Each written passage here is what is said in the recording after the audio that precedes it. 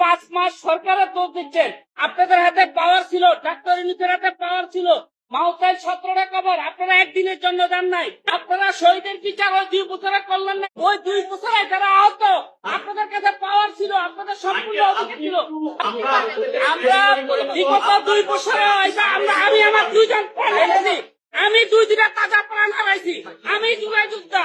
আমার সরকারের বিচারের জন্য আমি কেন বিএনপি মাঠে ছিল, এটা সমন্বয়করা সবাই জানে। বিএনপি ভূমিকা ছিল সবাই জানে। জুলাই গণঅভ্যুত্থানে যেগুলো আপনার স্মৃতি রয়েছে, যেগুলো মানুষকে নাড়া দিয়েছিল, এর প্রত্যেকটা স্মৃতির সাথে কোনো না কোনোভাবে ছাত্র দল, যুব দল, বিএনপি এবং বিএনপির সাথে যে সকল রাজনৈতিক দল তারা ছিল, গণ অধিকার পরিষদ, ছাত্র অধিকার পরিষদ, গণসংহতি আন্দোলন, গণতন্ত্র মঞ্চের দলগুলো, হেফাজত ইসলাম বা আরো অন্যান্য দল, আমি এতটুকু বলতে চাই জুলাই গণঅভ্যুত্থানে সবার ভূমিকা আছে। কিন্তু গতকাল দেখেছেন যে এনসিপির একটি জুলাই নিয়ে একটি আলোচনা প্রোগ্রামে, সেখানে জুলাই শহীদের একজন বাবা, নিশ্চয়ই সাংবাদিক ভাইরা আপনারা দেখেছেন, ইতিমধ্যে আপনারাই তো ভিডিও করেছেন, সেই জুলাই শহীদের বাবা বলছে যে আপনারা তো 5 মাসের সরকারের বিরুদ্ধে এত সমালোচনা করতেছেন, কথা বলতেছেন, আপনারাও তো প্রায় 2 বছর ক্ষমতায় ছিলেন, আপনাদের হাতে পাওয়ার ছিল, ডাক্তার মোহাম্মদ ইউনূসের হাতে পাওয়ার ছিল। তিনি কিন্তু ডাক্তার বলেছেন ভুল করে, শহীদের বাবা, তাই জন্য আমি বললাম, এই ভেবে বলেছেন যে আপনাদের হাতে পাওয়ার ছিল, ডাক্তার মোহাম্মদ ইউনূসের হাতে পাওয়ার ছিল, আপনারা কেন গণহত্যার বিচারটা করেন নাই? আজকে বিএনপিকে আপনারা মানে কাঠগড়ায় দাঁড় করাচ্ছেন। তা আপনারা ক্ষমতায় তো ছিলেন, আপনারা ক্ষমতায় থেকে একটি দল গঠন করেছেন, এনসিপি নামক যে দল, এটি ক্ষমতায় থেকেই নাহিদ ইসলাম গঠন করেছিলেন। আপনারা জুলাইয়ের সময় কি করেন নাই বলেন? আওয়ামী লীগের এমপিদের বাসায় সমন্বয়ক পরিচয়ে গিয়ে চাঁদাবাজি করা, এখনো পর্যন্ত কেউ কেউ জেলে রয়েছে। ডিসি নিয়োগের কেলেঙ্কারি, এরপরে আপনার বন্দরের উপদেষ্টা হয়ে যাওয়া, প্রত্যেকটা মিনিস্ট্রিতে ছাত্র উপদেষ্টা নিয়োগ দেওয়া, এবং এনসিটিভি কেলেঙ্কারি, তাই না? কত কত কেলেঙ্কারির কথা আমরা শুনেছি। আপনারা তো বলেন যে আপনাদের অবদানে নাকি প্রধানমন্ত্রী হয়েছে, আপনাদের অবদানে নাকি স্বরাষ্ট্রমন্ত্রী হয়েছে। তা আপনাদের যদি বিশাল অবদান থেকে থাকে, আমি বলছি না নাই, আছে, আপনাদের অবদান আছে, কিন্তু আপনাদের বিশাল অবদানের কারণে তো নেপালের মতন আপনাদেরকেও এদেশের জনগণ ক্ষমতায় আনার কথা ছিল, আনলো না কেন? কারণ 18 মাসে আপনারা ব্যর্থতার পরিচয় দিয়েছেন। আপনারা 18 মাসে সংস্কার করতে চেয়েছিলেন, আপনারা বিচার করতে চেয়েছিলেন। আজকে যে আক্ষেপ নিয়ে শহীদ নাফিসের মা কথা বললেন, আমার মা কথা বললেন, এই আক্ষেপ নিয়ে তো কথা বলার কথা ছিল না, আপনাদেরকে স্যালুট জানানোর কথা ছিল। কিন্তু ওই জুলাই শহীদের বাবা আপনাদের উপস্থিতিতে কেন এই প্রতিবাদগুলো করলো? 5 মাসের সরকারের বিরুদ্ধে আপনাদের এত সমালোচনা, অথচ 18 মাস আপনারা ক্ষমতায় ছিলেন। যে সময়ে রাষ্ট্রের পুনর্গঠন করা দরকার ছিল, জবাবদিহিতা, স্বচ্ছতা নিশ্চিত করা দরকার ছিল, যে সময়ে রাষ্ট্রের পরিবর্তনের জন্য কাজ করা দরকার ছিল, সেই সময় আপনারা রাষ্ট্রের পরিবর্তনের জন্য নয়, বরং নিজেদের ভাগ্য পরিবর্তনের জন্য কাজ করেছেন। এই জন্য মানুষ আপনাদের উপরে পরবর্তীতে আর আস্থা রাখতে পারে নাই। আপনারা তো বাংলাদেশে ক্ষমতায় কিংবা বিরোধী দল হওয়ার কথা ছিল, যেহেতু জুলাই গণঅভ্যুত্থানে আপনাদের অনেক ভূমিকা, আমি অস্বীকার যাচ্ছি না, নাহিদ ইসলাম, আসিফ মাহমুদদের অনেক ভূমিকা আছে, এটা মানতে হবে। কিন্তু সেই ভূমিকা থাকা সত্ত্বেও এদেশের মানুষ পরবর্তীতে ভোট দিয়ে বিএনপিকে কেন ক্ষমতায় আনলো বলেন?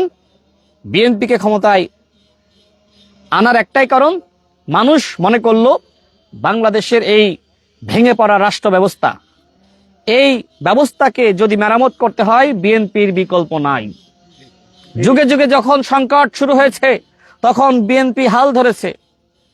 বিএনপি চাইলে ওই সময় অন্তর্বর্তীকালীন সরকারকে চাপ দিয়ে 3 মাসের মধ্যে নির্বাচন আদায় করতে পারত, কিন্তু আপনারা চেয়েছিলেন দীর্ঘ সময় থাকবেন, বড় সংস্কার করবেন। ডক্টর মোহাম্মদ ইউনূস বলছিল না, ছোট সংস্কার চাইলে দ্রুত নির্বাচন, বড় সংস্কার চাইলে পরে নির্বাচন। তো বড় সংস্কারের জন্য তো 18 মাস সময় নিয়েছেন, কিন্তু সংস্কারগুলো কি বলতে পারবেন? নাহিদ ইসলাম তো 6 মাস দায়িত্ব পালন করেছিল। মিডিয়ার কি সংস্কার হয়েছে? সাংবাদিক ভাইরা, আপনাদের দাবি দেওয়ার কতটুকু পূরণ হয়েছে বলেন? গণমাধ্যমের কতটুকু সংস্কার হয়েছে? তো নাহিদ ইসলাম কি এই ব্যর্থতা কখনো স্বীকার করেন? এরপরে মাহফুজ আলম, তিনি পরবর্তী দায়িত্ব পালন করেছেন, মিডিয়ার কতটুকু সংস্কার হয়েছে? আপনাদের ভাগ্যের কতটুকু পরিবর্তন হয়েছে? আসিফ মাহমুদ তো দীর্ঘ সময় ক্ষমতায় ছিলেন, তাকে নিয়ে কেন এত বিতর্ক? তার এপিএস কে নিয়ে কেন এত কেলেঙ্কারি? এছাড়া নাহিদ ইসলামের পিও, তাকে নিয়ে সেই আতিক মোর্শেদ সম্ভবত নাম, তাকে নিয়ে নগদের কেলেঙ্কারি। তা আমি এগুলো বলতে আসলে লজ্জা লাগে। কিন্তু ওই যে বিএনপির ভূমিকা সম্পর্কে জানতে চাই, বিএনপিকে নাকি তারাই প্রধানমন্ত্রী বানিয়েছে, ক্ষমতায় বসিয়েছে, স্বরাষ্ট্রমন্ত্রী বানিয়েছে, সকল মন্ত্রী বানিয়েছে, মানে তাদের অবদানের কারণে নাকি বিএনপি ক্ষমতায়। আপনাদের কি দল নাই? দল তো একটি গঠন করছিলেন। সুতরাং এই দলের মাধ্যমেই তো আপনাদের ক্ষমতায় যাওয়ার কথা ছিল। যেহেতু যেতে পারেননি, জনগণ বিএনপির উপরে আস্থা রেখেছে। সুতরাং বিএনপিকে সুন্দরভাবে দেশ পরিচালনায়, রাষ্ট্র পুনর্গঠনে আমাদের মাননীয় প্রধানমন্ত্রীর যে স্বপ্ন, সেটি বাস্তবায়নে সহযোগিতা করেন। আপনারা গণঅভ্যুত্থানের শক্তি, আপনাদের ভিতরে আমাদের ভিতরে এই বিভেদ, এই সমালোচনা, আলোচনা, এই গালিগালাজ, এই কারণে ওই দিল্লিতে বসে স্বৈর রানী শেখ হাসিনা অট্টহাসি দিচ্ছে। এবং এই যে বলছে ডিসেম্বরে ফিরবো, সাহসটা পাচ্ছে কিভাবে? এই নাসিরউদ্দিন পাটোয়ারিদের গালিগালাজের কারণে, এই জামাত ইসলামের প্রতিনিয়ত হুমকির কারণে, তাই না? জামাত ইসলাম বলছে তাদের নাকি এই সক্ষমতা, তারা নাকি 7 দিনে সরকার পতন ঘটাইতে পারে। কর্নেল ওলি সাহেব বলল না যে জামাতের আমির ডাক্তার শফিকুর রহমানের নেতৃত্বে ছোট ছেলে নাহিদ ইসলাম আর মাওলানা মামুনুল হক তারা একতাবদ্ধ হয়ে রাজপথে নামলে 7 দিনের মধ্যে বিএনপি সরকার পতন হবে। 7 দিন শেষ হয়ে গেছে, একসাথে বহু প্রোগ্রাম করেছে, কিন্তু বিএনপির পতন হয়নি। বিএনপিকে জনগণ ভোট দিয়ে ক্ষমতায় বসিয়েছে। বিএনপির নির্বাচনী ইস্তেহারে স্পষ্ট উল্লেখ করা আছে। আমি আজকেও সেই নির্বাচনী ইস্তেহার আমি চেক করে তারপর আপনাদের সামনে কথা বলছি। সেখানে স্পষ্ট উল্লেখ করা আছে আমরা যে সংস্কারের বিষয়ে ঐক্যমতে এসেছিলাম এবং স্বাক্ষরিত জুলাই জাতীয় সনদের পুরোটাই বাস্তবায়ন করা হবে। যে কথা নির্বাচনের আগে বিএনপির পক্ষ থেকে বলা হয়েছিল, বিএনপি সংগ্রামী মহাসচিব বলেছিলেন এবং ওই সময় বিএনপির মাননীয় চেয়ারম্যান জনাব তারেক রহমান বলেছিলেন, এবং নির্বাচনের পরে আমাদের মাননীয় প্রধানমন্ত্রী জনাব তারেক রহমান এবং বিএনপির নেতৃবৃন্দ একই কথা বলছে।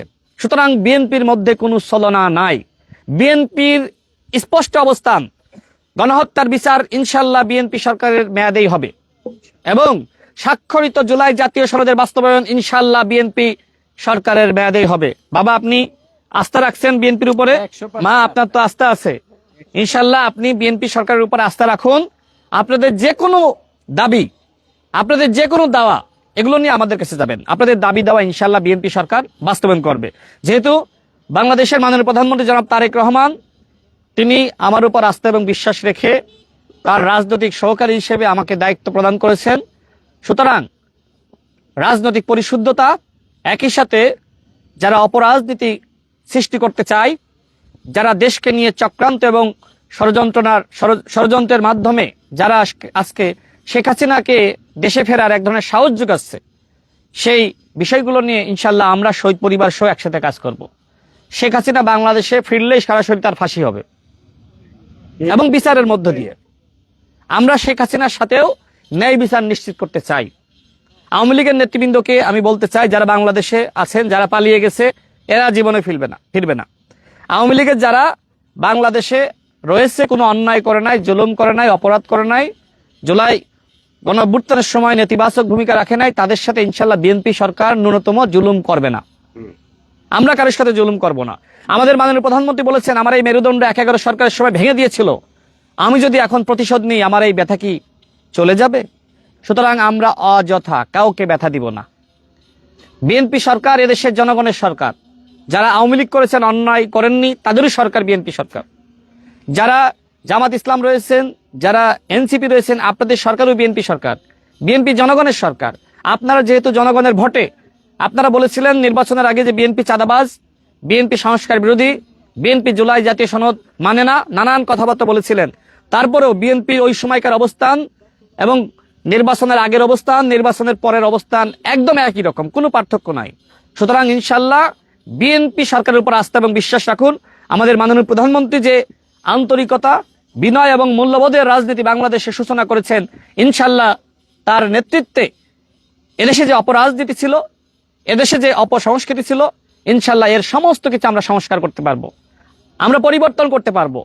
জনগণের সহযোগিতা ছাড়া কিন্তু পরিবর্তন করা যায় না। বিশেষ করে বিরোধী দলে যারা রয়েছে, তারা যদি মনে করে সরকারকে সহযোগিতা করবে না, তাহলে ঠিক আছে, সরকার ব্যর্থ হবে, কিন্তু আপনারা কি সফল হবেন?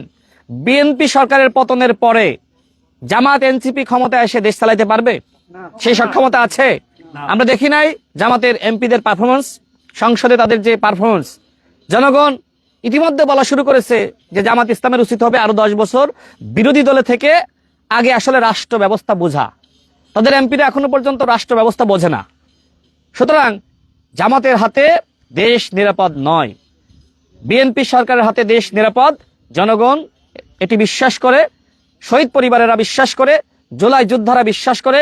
এখানে আমাদের অলিউলের মুখ থেকে কেন সমালোচনা বের হয়, তাই না? সে তো জুলাই যোদ্ধা, নাহিদের নেতৃত্ব মেনে সে তো জুলাই আন্দোলনে নেমেছিল, আসিফের নির্দেশনা মেনে জুলাই আন্দোলন নেমেছিল। অন্তর্বর্তীকালীন সরকার সঠিক সময়ে তার এই হাতের চিকিৎসা করে নাই, তার এই হাতের চিকিৎসা অন্তর্বর্তীকালীন সরকার সঠিক সময়ে করে নাই। দেখেন হাতটার অবস্থা ঝাঁঝরা হয়ে গেছে, মানে জীবিত থেকেও অলিউল আজকে মৃত, তার হাতটা অকেজো। সঠিক সময়ে চিকিৎসা করতে পারেন নাই। জুলাই স্মৃতি ফাউন্ডেশন গঠন করছিলেন, এইটার মাধ্যমে কি শহীদদের পুনর্বাসন, শহীদ পরিবারের পুনর্বাসন করতে পেরেছেন? বরং সার্জিস আলমকে দায়িত্ব দেওয়া হয়েছিল, পুরোপুরি ব্যর্থ হয়েছিল, পদত্যাগ করেছিল। যারা জুলাই স্মৃতি ফাউন্ডেশন চালাইতে পারে নাই, তারা এখন রাষ্ট্র চালাইতে চায়। এবং নাহিদ ইসলাম গতকাল বলল যে আপনারা নির্বাচনের মধ্য দিয়ে ক্ষমতা এসেছেন, কিন্তু 5 বছর থাকবেন, সেটি নিশ্চয়তা কি? আমি এতটুকু বলতে চাই, জনগণই বিএনপির ক্ষমতায় আসার নিশ্চয়তা, ক্ষমতায় থাকার নিশ্চয়তা। জামাত ইসলাম, এনসিপির কোনো ষড়যন্ত্র, ইনশাল্লাহ সেটিকে আমরা মোকাবেলা করতে সক্ষম হব। আমাদের সাথে জুলাই শহীদ পরিবার আছে, আমাদের সাথে এদেশের জনগণ আছে। সুতরাং এই চক্রান্ত ষড়যন্ত্র করে বিএনপি সরকারের পতন ঘটানোর সক্ষমতা এখনো পর্যন্ত আপনাদের তৈরি হয়নি।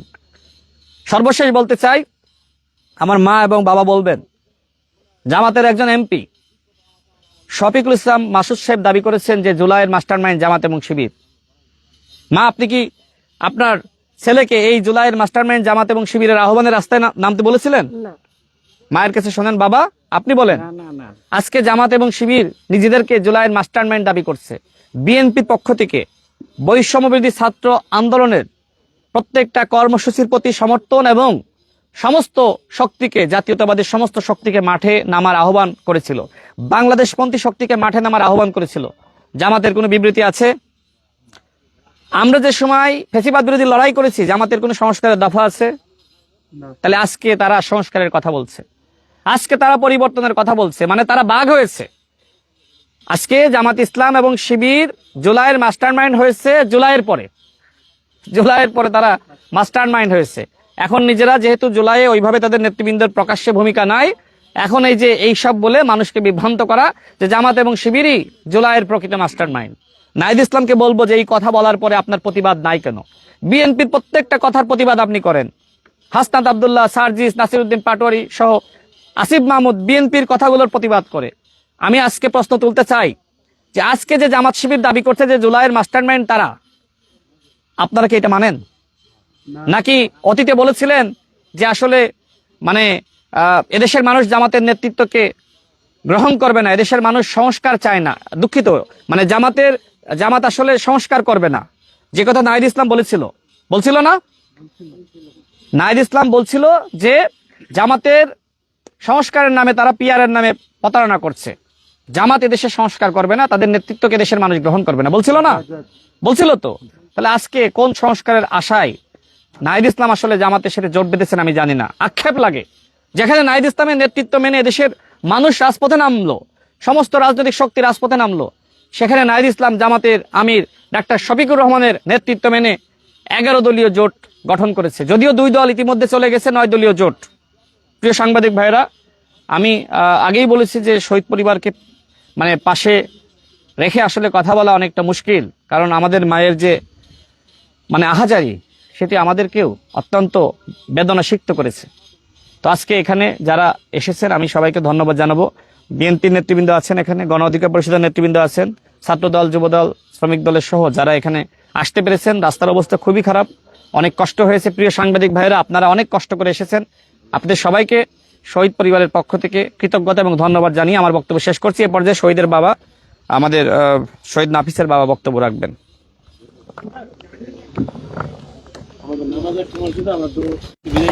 হ্যাঁ, আমাদের আঙ্কেল 2-5 মিনিট বললে আমরা শেষ করে দেব। ধন্যবাদ, দাবি দেওয়া জানিয়ে শেষ করে টিস্যু দেব।